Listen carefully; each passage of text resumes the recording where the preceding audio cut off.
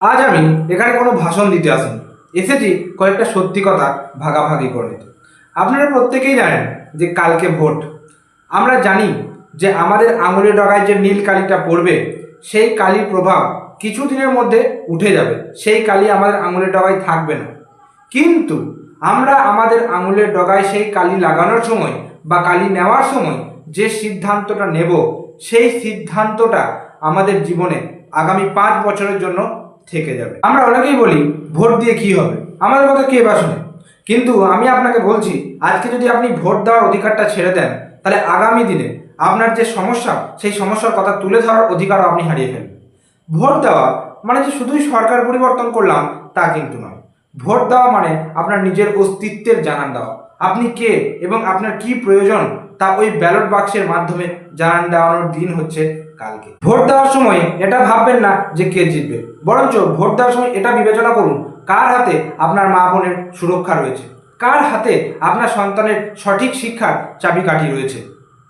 কোনো ভয় বা কোনো প্রলোভন যেন আপনার 5 বছরের অধিকারকে কয়েক ঘন্টার জন্য বিক্রি করে না দেয়। একটা কথা মাথায় রাখবেন, ভয় বা প্রলোভন শেষ হয়ে যাবে, কিন্তু এই যে অভাবটা, আপনার একটা ভুল সিদ্ধান্তের জন্য এই অভাবটা থেকে যাবে। একটা জিনিস সবসময় মাথায় রাখবেন, আপনার এই একটা আঙুলের ভোট বা একটা আঙুলের বোতামের টেপা, সেটা অনেক মূল্যবান। এই একটার জন্য সরকার বদলে যেতে পারে। তাই ভোট দেওয়ার সময় অবশ্যই এই সমস্ত বিষয়গুলো বিবেচনা করে তারপরে কিন্তু ব্যালট মেশিনে সুইচটা টিপবেন। কালকের দিনটা কোনো ছুটির দিন নয়, কালকের দিনটা একটা বড় পরিবর্তনের দিন। তাই সব থেকে আপনাদেরকে এই বিষয়টা মাথায় রাখতে হবে যে প্রত্যেকে এগিয়ে আসবেন, এবং এগিয়ে আসবেন কিসের জন্য? ধর্ম বা দল এদের ঊর্ধ্বে উঠে আপনার গ্রাম বা শহরের ভবিষ্যতের কথা মাথায় রেখে আপনি ভোট দেবেন। মনে রাখবেন, আপনি যে ভোটটা দিচ্ছেন সেই ভোটটাই আপনার সব থেকে বড় শক্তি।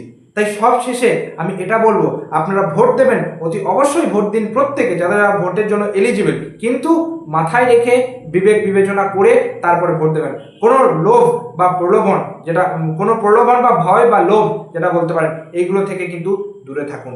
অতএব প্রত্যেকে সুস্থ থাকুন এবং শান্ত মেজাজে শান্তভাবে কিন্তু ভোট দিন, এবং যেখানে ভোট হচ্ছে সেই পরিবেশটাকে ঠিক রাখুন। ধন্যবাদ সবাইকে।